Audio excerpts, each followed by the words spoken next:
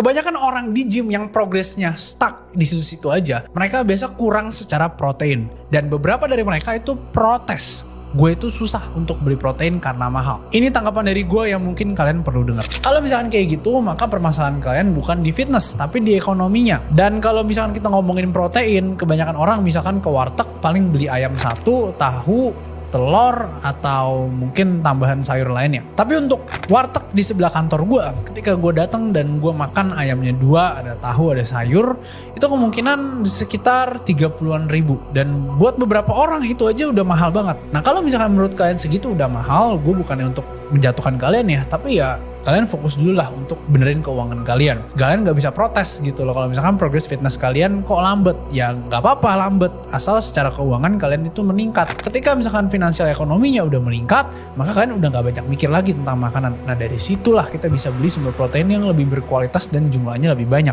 Nah kalau misalkan kalian ada di tengah nih, dimana kalian masih mikir tapi kalian juga udah cukup lah, at least gak terlalu susah, maka ya mau gak mau kalian harus masak, kalian harus bikin, kalian harus beli bahan mentahnya, kalian masak.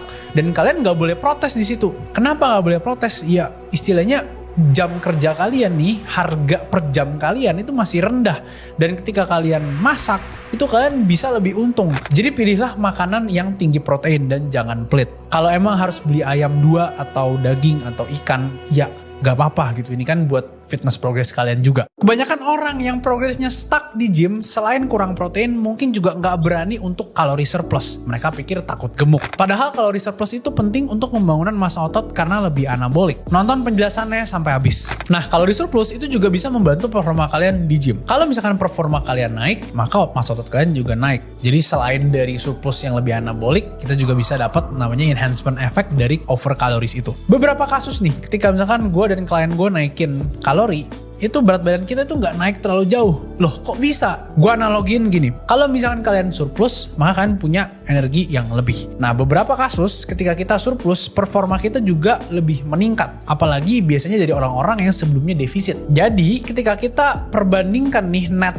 total kalorinya, surplusnya itu nggak terlalu banyak, karena beberapa dari surplus tersebut itu kita malah bakar lebih banyak lagi karena performa kita lebih tinggi. Jadi jangan takut, sekali lagi untuk teman-teman yang lagi membangun otot, jangan takut untuk naikin kalori. Pastiin aja kalian naikin kalori, pastiin kalian recovery-nya bagus, pastiin latihannya juga keras. Pada akhirnya otot kalian gue jamin akan lebih cepat untuk berkembang. Apakah benar yang penting itu adalah kalori dan kita nggak perlu pentingin soal kualitas mikronutrisi? Nonton penjelasannya sampai habis. Gue setuju, untuk menaikkan atau menurunkan berat badan kita perlu patuh dengan hukum termodinamika. Jadi calories in, calories out. Tapi jangan salah, kualitas dari makanan itu akan menentukan juga fisik kalian seperti apa, kesehatan kalian seperti apa. Meski misalkan Indomie telur dan juga nasi, lauk, misalkan ayam dan juga sayur itu kalorinya sama, tapi gue yakin hasilnya itu akan beda ketika kalian makan salah satu di antara dua ini. Bedanya di mana? Bedanya adalah di makronutrisi dan mikronutrisinya. Indomie itu minim mikronutrisi dan sangat tinggi sekali sodiumnya. Kandungan protein di Indomie telur, meskipun udah pakai telur, itu juga nggak akan setinggi nasi ayam misalkan. Sedangkan kalau misalkan nasi, ayam, sayur itu mempunyai banyak sekali makro dan mikronutrisi yang terkandung di dalamnya. Jadi variabilitas inilah yang pada akhirnya bisa membantu kalian untuk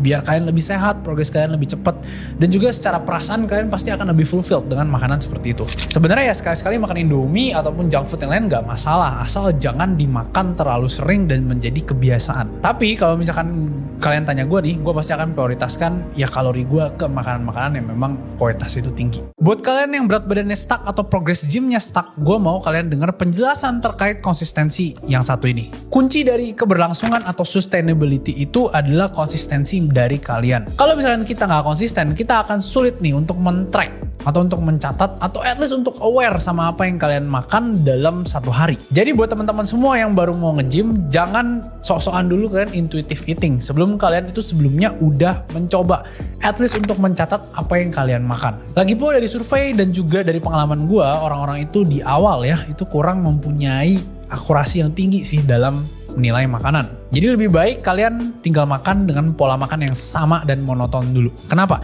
Karena ketika kita udah tahu nih, oh ini berlebih, kita tinggal kurangin variasinya atau variabilitasnya sedikit. Karena kenapa? Karena ketika kita memang udah tahu nih, oh makan yang monoton seperti ini kayaknya bikin gue naik berat badan deh. Oke, berarti turunin karbonya atau turunin lemaknya. Jadi kita bisa atur dengan lebih gampang. Salah satu konsistensi yang penting juga yang gue sering tekankan untuk klien gue itu adalah jam makan. Kalau misalkan kalian punya jam makan yang teratur, gue jamin kalian tidurnya juga akan enak, kalian juga mungkin pencernaannya akan lebih enak, kalian mungkin juga akan lebih terkontrol nih untuk makannya. Karena kalau misalkan kita nggak konsisten, kita kemungkinan besar bisa untuk jatuh dalam makan yang berlebih. Apalagi misalkan ketika kita makan lagi lapar banget. Mungkin aja kita bisa makan 3 kali porsi biasa kita makan.